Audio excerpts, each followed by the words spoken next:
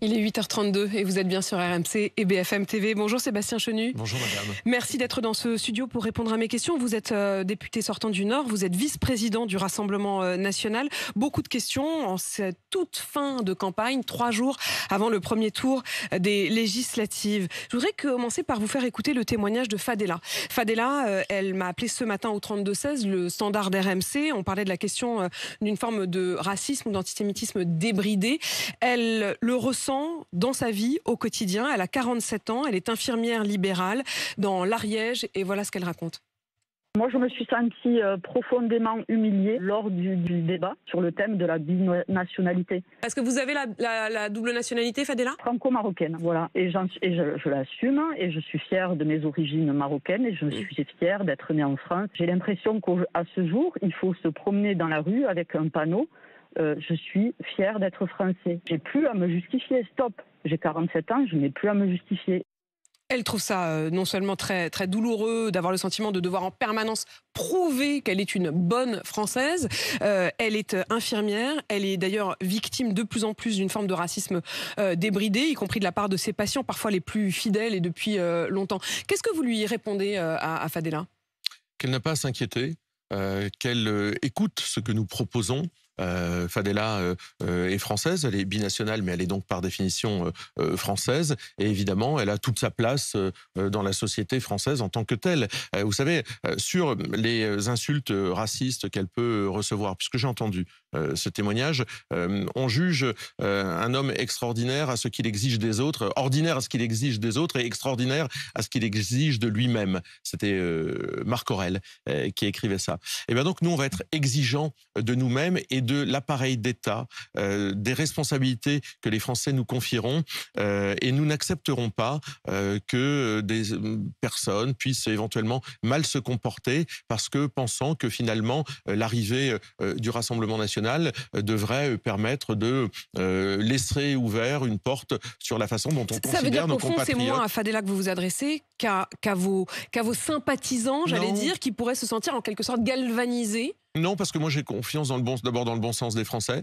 Je pense que les Français sont des gens tolérants, sont des gens qui veulent du changement, sont des gens qui veulent de l'autorité, mais sont des gens qui n'ont pas envie de voir s'installer ce qui existe depuis des années, c'est-à-dire ce qu'ont fait nos prédécesseurs, une société fragmentée, communautarisée et abîmée parce qu'on a mis les gens dans des cases et que finalement on les a opposés les uns aux autres.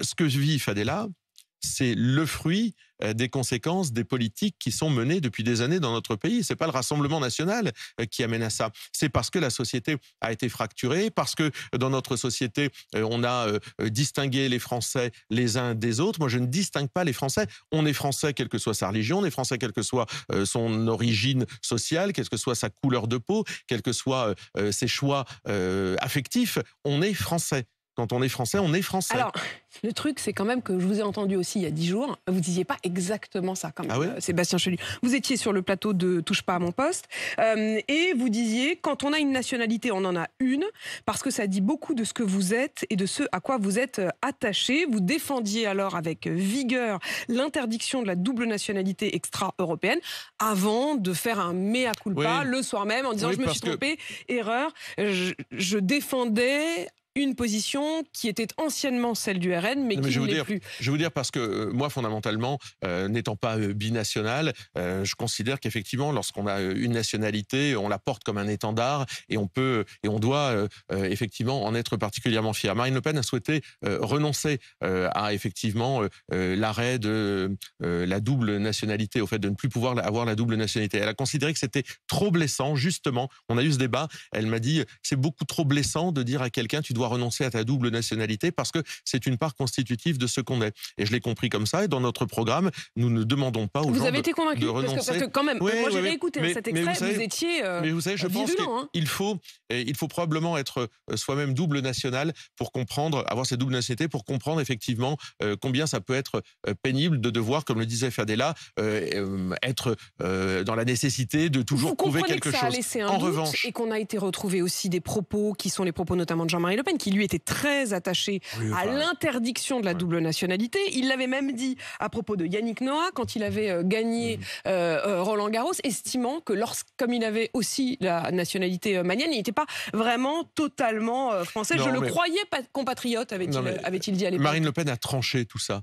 Et elle a considéré qu'effectivement, on pouvait être un citoyen avec une double nationalité sans aucun problème. Et d'ailleurs, dans le débat qui nous préoccupe, quand nous parlons de la fonction publique et de l'accès à des emplois de fonction publique, il n'y a aucun problème pour les agents de la fonction publique dans notre pays, qu'ils soient nationaux ou binationaux. Nous ferons en revanche une liste des emplois, il y en a peut-être 50, qui sont des emplois extrêmement sensibles de direction, de services de renseignement, etc., dans lesquels nous considérons que pour ne pas avoir de pression, peut-être même affective, familiale, eh bien, il faut être national, français. Oui, mais pourquoi est-ce qu'effectivement, depuis 3 jours, ça éveille une telle passion? D'abord parce qu'il y a 3 millions de binationaux en France qui se sont donc sentis visés, qui se disent au fond, on m'expulsera des fonctions les plus importantes, parce qu'effectivement, on retrouve des mots de Jean-Marie Le Pen qui dit si on est français, on adopte les mœurs, les coutumes, les lois, si on préfère ses racines, alors dans ce cas-là, je crois qu'il vaut mieux rentrer chez soi. Encore une fois, il parlait à ce moment-là de Yannick Noah qui devait rentrer au Cameroun d'après lui. Tout cela n'est pas du tout anodin, vous l'entendez bien. Je vais vous dire, par exemple, j'ai regardé ce qui se passait ailleurs. Par exemple, en Algérie, il y a une liste de hauts fonctionnaires, des hauts fonctionnaires qui est interdite aux binationaux. C'est-à-dire que cette liste, elle est rendue officielle et ils vont beaucoup plus loin puisqu'ils demandent même aux gens d'abandonner leur binationalité. Nous, on considère qu'il y a à peu près 50, je vous ai dit, postes en France extrêmement sensibles dans la sécurité et le renseignement. On n'a pas envie de voir arriver un franco-chinois, un franco-russe, un franco-américain, parce qu'on considère que sa vie personnelle, il y a ce qu'on appelle un criblage, eh bien, sa vie personnelle ou sa binationalité peut le mettre dans une situation, à un moment, qui soit difficilement compatible avec cette exigence avec cette sensibilité sur les affaires de la France. C'est tout, point. Ça ne va pas plus loin. Et donc, j'ai l'impression qu'on monte en mayonnaise quelque chose qui, sincèrement, ne touchera évidemment aucun vous-même, aucun agent de la fonction publique. Il y a 15 jours, vous étiez quand même assez convaincu par ce que vous disiez. Donc, je comprends que depuis, vous avez eu cette discussion avec Marine Le Pen, mais vous ne pouvez pas nous faire le reproche, puisque vous-même, ça faisait partie des points que vous avez défendus ardemment. Je vous dis qui ça va concerner. Donc, à partir du moment où on dit les choses et qu'on le fait de façon transparente, il n'y a pas de problème ou de fantasme à faire naître. Je vous dis les choses, ça va concerner à peu près 50 postes de la très haute fonction publique extrêmement sensible. La liste sera publiée, comme vous dites. Bien sûr, c'est justement ça l'intérêt, c'est que la liste soit publiée et transparente. Sébastien Chenu, sur la question effectivement de ce racisme débridé, il y a mon confrère Karim Rissouli qui a lu une lettre qu'il a reçue à son domicile, qui lui dit franchement Karim, tu n'as rien compris au vote du 9 juin. Il fait donc référence aux résultats des européennes. Ce n'est pas le pouvoir d'achat, ce n'est pas la retraite, etc. Non. Ce qui est fondamental, c'est que le peuple français historique en a plein le cul de tous ces bigots, de tous ces bicots. Le reste, c'est du blabla. Le sous-chien, c'est-à-dire le français de souche, ne t'acceptera jamais, ni toi, ni tes frérots, et même malgré le nombre, vous ne posséderez jamais la France. Qu'est-ce que vous lui dites? Non, mais c'est inacceptable. Le racisme sous toutes ses formes, mais je pense au racisme, vous savez, moi j'ai reçu des lettres aussi épouvantables, des menaces homophobes, de racisme anti-blanc. J'en ai rarement fait la promotion. Une fois, j'ai attiré l'attention de la présidente de l'Assemblée nationale. En réalité, on n'a pas beaucoup été soutenu dans ces cas-là, mais ce qui traverse notre société, cette violence qui traverse notre société, démontre, où nous en sommes, et l'exigence... Mais ça n'a rien à voir, d'après vous, avec... Parce qu'il commence sa lettre, c'est une lettre anonyme évidemment, par... le vote du 9 juin, c'est donc une référence précise. Non, mais regardez, dans la société, il y a des faits divers, voire plus que des faits divers, qui nous ont montré dernièrement que des jeunes pouvaient être victimes de racisme anti-blanc au point de se faire tuer. Donc, c'est même pas des faits divers, ce sont des faits d'une gravité extrême et qui étaient structurés par du racisme anti-blanc. Donc, ça veut dire qu'on est dans une société, ça ramène à ce que je disais en début de notre conversation, dans lesquelles la France est fracturée, elle a besoin d'unité.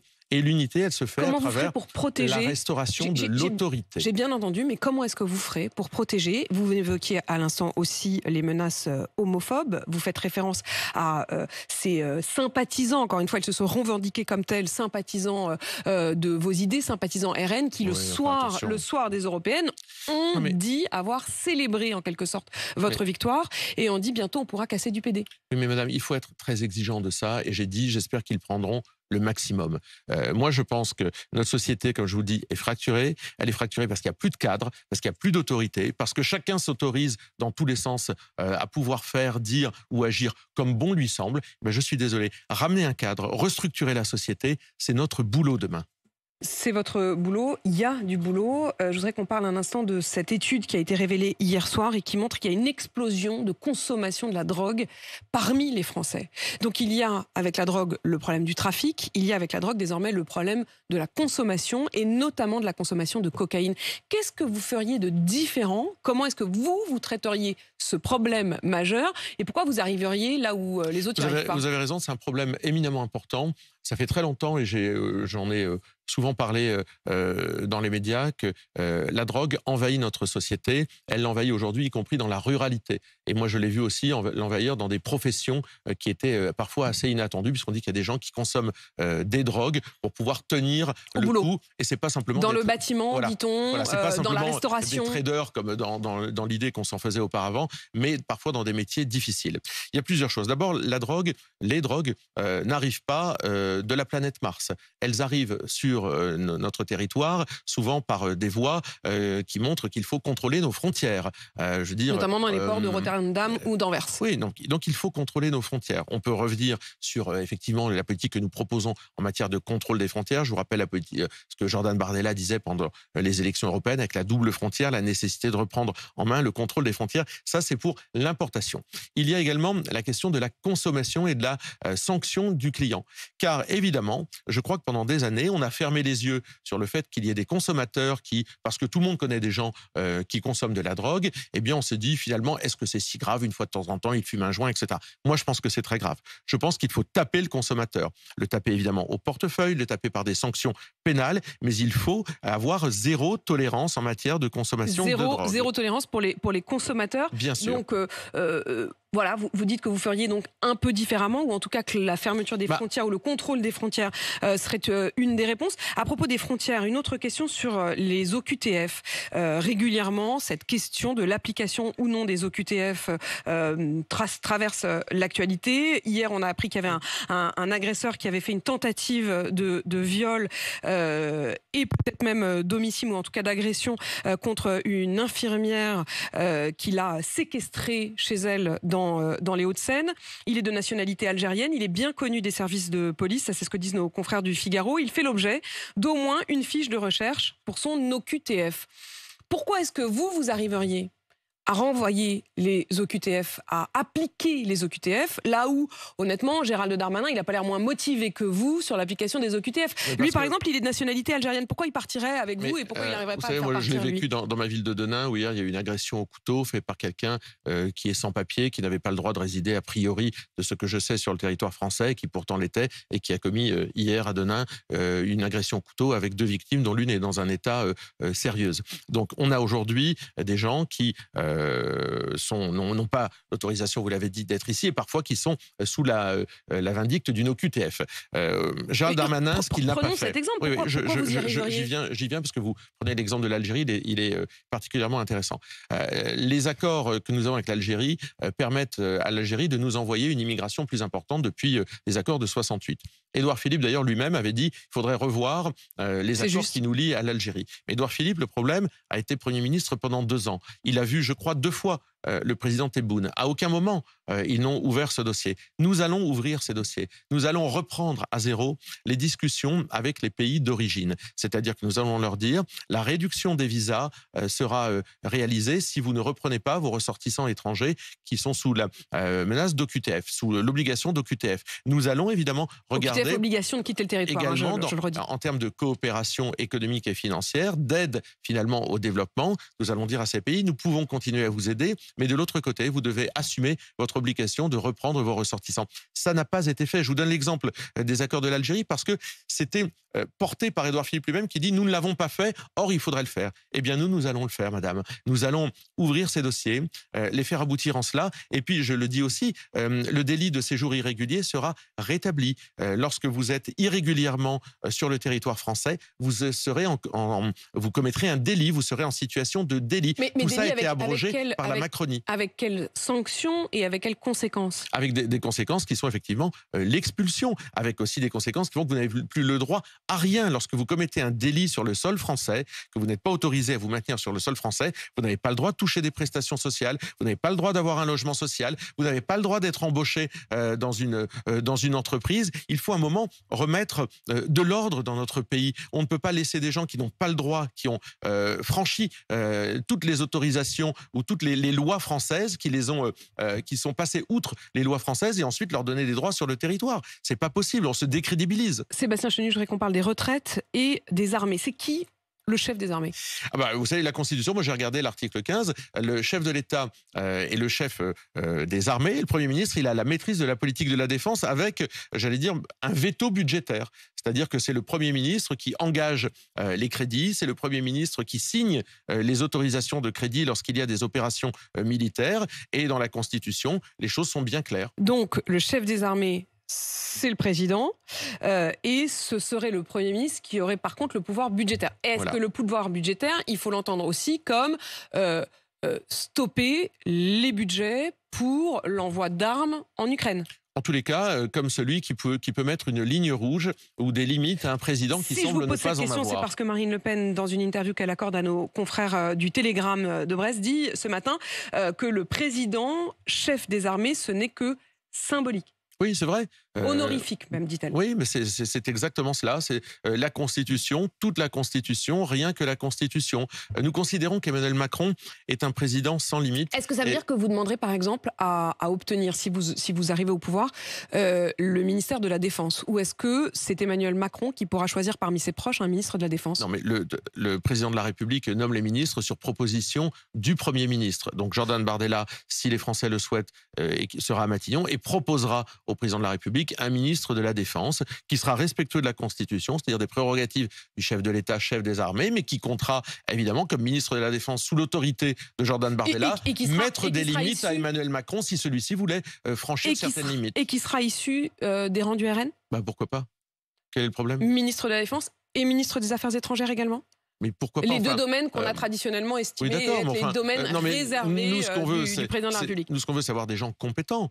C'est avoir des gens qui savent, qui ont le sens de l'État, qui savent évidemment mener les affaires de l'État dans ces domaines-là. Qu'ils soient issus du RN ou pas, s'il se retrouve dans notre gouvernement d'union nationale, dans cette majorité d'union nationale, qu'il ait une carte au Rassemblement national ou qu'il n'en ait pas, c'est pas très grave. En tout cas, il n'y aura pas deux ministères les plus régaliens, comme ministère de la Défense et ministère des Affaires étrangères, dont vous diriez au président Emmanuel Macron, ça, vous pouvez vous garder des proches. En fait, non. En fait, ce qu'il faut comprendre, je crois, c'est que si nous arrivons aux responsabilités, c'est pour appliquer une politique. C'est pas pour faire semblant, c'est pas pour occuper des places et des strapontins. Et dans cette politique en matière de défense et d'affaires étrangères, la ligne rouge, c'est pas de soldats en Ukraine. La ligne rouge, c'est pas d'armes à longue portée. La ligne rouge, c'est aider l'Ukraine financièrement, dans la mesure où financièrement, on peut continuer à l'aider.